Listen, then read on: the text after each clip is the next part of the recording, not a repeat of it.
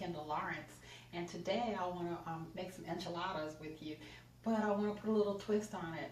I like to make black bean and spinach enchiladas, but I recently made some collard greens and I have plenty left over. So today we're going to make black bean and collard green enchiladas with a homemade enchilada sauce.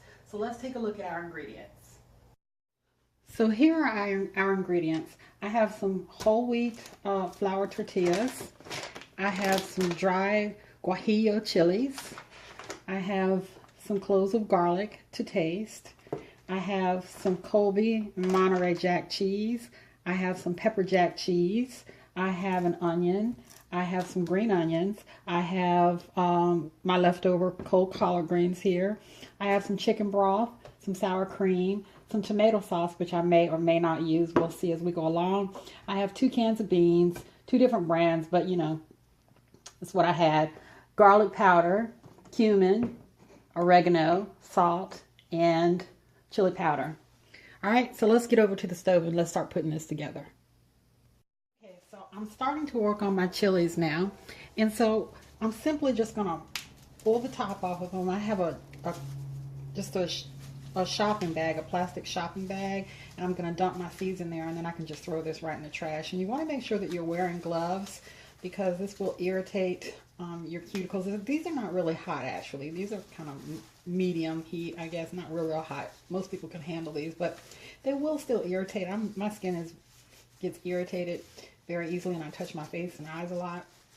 So you just want to get all your seeds out, dumped into your disposable bag, and then you want to place them in the pot, and then you're just going to do all of your dried chilies that way, and then you're going to cover them with water and let them boil for about a half an hour. Okay, you're going to let them come to a boil and then turn them down to medium heat and let them go for about a half an hour. So I'm going to get the rest of these done, and I'm going to come back and show you what I'm going to do next with my beans. Okay, so I have my my dried chilies going, and while they're cooking on the stove, I'm going to show you what I'm going to do to the beans. So I've got my 2 cans of beans, mostly drained, in a bowl, and I'm going to add a teaspoon, about a teaspoon or 2 tastes, some ground cumin, some garlic powder, some of my hot Spanish paprika. The recipe actually calls for regular paprika, but I'm playing with this. This was gifted to me by Keith Batag, and some chili powder and some salt. And this is basically the recipe that I use for making my own taco seasoning.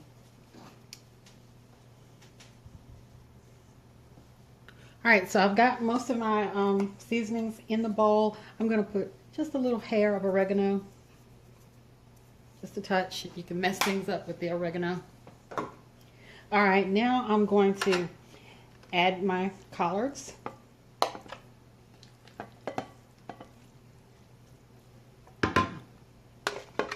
And there's a little bit of the seasoning meat in there from when I cooked them, but that's cool. And I grated up my pepper jack cheese, and I'm going to add that. And I'm going to give this a stir.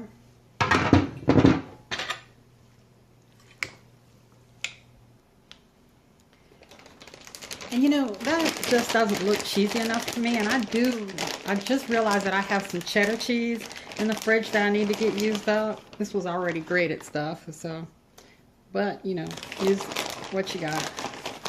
I'll put that in there, and I'm going to stir this all up.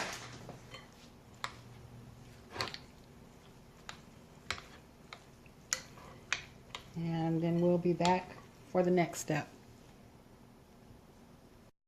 Okay, so my dried chilies are ready. They've cooked about a half an hour, and they're thoroughly soft. And off camera, I kind of, in a pan, charred up my onions, and I smashed my garlic, and I threw my onions in until they got a little char on them. I don't know, it gives it some kind of flavor, extra flavor. And then I threw in my smashed up garlic, and I'm going to just dump this into my blender.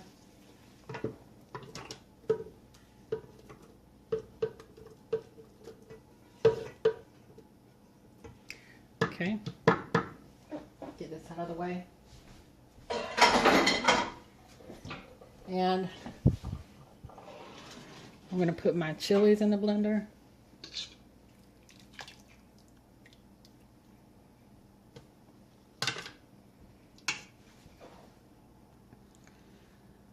Okay, so my onions and my garlic and my chilies are in the blender, and now I'm going to add about halfway up to the chilies some chicken broth.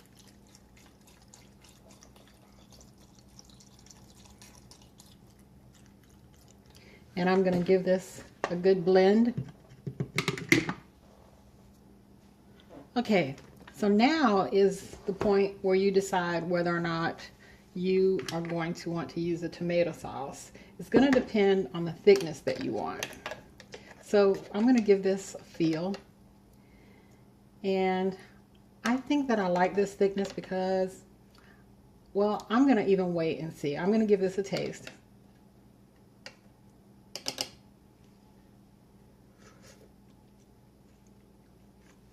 The chili tastes really good. Now, this is all by ear. So I'm gonna add all of my seasonings, my chili, my salt, my garlic. I'm gonna add some cumin. I'm gonna add some more of the hot paprika, and I'm gonna do this by taste. This is all up to you from this point on. So I added about a teaspoon of each one of those flavors or spices that I mentioned. And I'm worried that I may not have quite enough sauce. So this is where I'm going to decide that I'm going to use some of this tomato sauce, just to make sure. And now I'm going to put the creamy factor in there. And I'm going to add in some sour cream.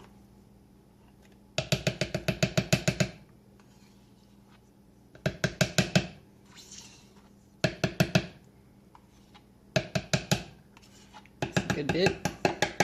And I'm going to give this a blend and another taste because I added some other things to it. And okay, so I blended it up. I tasted it again. I added a little bit of about a teaspoon of sea salt. I added a little bit more of the hot paprika, about a half a teaspoon. And I added some garlic powder. This is my custom-made enchilada sauce. If you use all those ingredients and taste, you will get an enchilada sauce that suits your exact needs. And that's what this is for me. So now let's go ahead and start assembling our enchiladas. Okay, so now to assemble, I've sprayed my pan with some nonstick spray, and I've poured a little bit of my sauce, and I'm just gonna swish this around on the bottom of the pan, just to make sure things come out easily. Okay. And I'm going to take one of my whole wheat tortillas and I'm going to lay it here. And I'm going to put some of my filling in, as much or as little as you like. And you don't have to use collard greens now. Remember, you can use kale or you can use spinach. And I'm going to roll it up. And I'm going to continue to do this until the rest of the pan is filled. Okay, so I managed to squeeze a dozen in the pan. And now I'm going to take some of my custom-made enchilada sauce and pour it all over.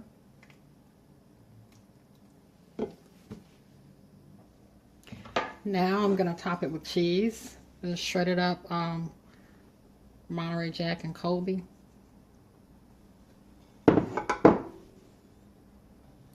Okay, so I've topped it with all my cheese, the shredded up Monterey Jack and Colby, and the shredded cheddar that I had in the refrigerator and I needed to hurry up and get rid of.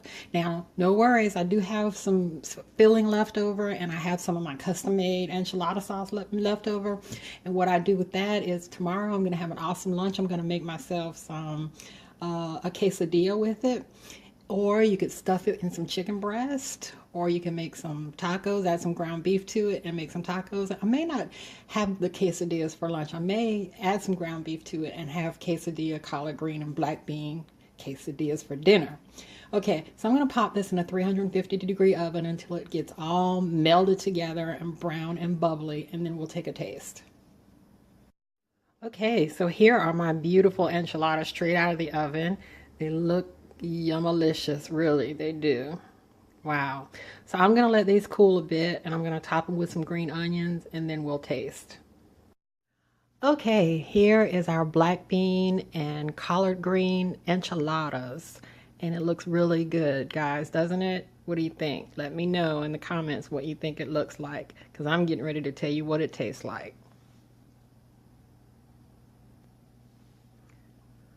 All right, so here she is on a plate, and it, oh gosh, I can't describe how delicious this looks. Hey, look at the filling. Let me see if I can zoom in on that filling for you. Wow. I'm gonna try to cut it open for you.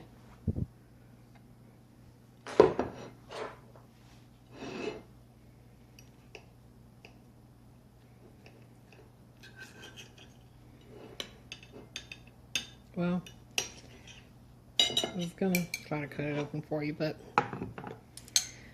let's just do this. Let's just eat.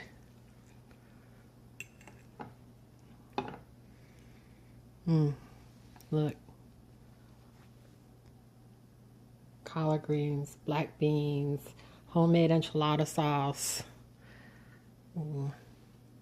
Lots of cheese.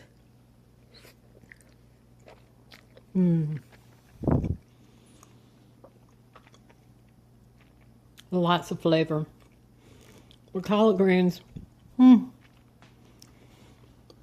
they were seasoned up so nicely the night before. It has a stronger flavor than the spinach.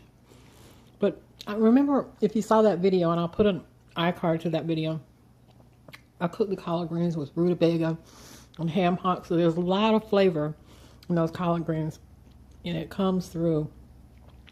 Then those dried chilies that we use for the sauce and the seasonings, the sour cream that we put in the sauce makes it really creamy. And then we use the cheeses. Ooh, okay. I gotta go because I need to finish this. Guys, thanks so much for being with me again today. And please don't forget to like, comment, subscribe, share, and go feed your family. Bye-bye.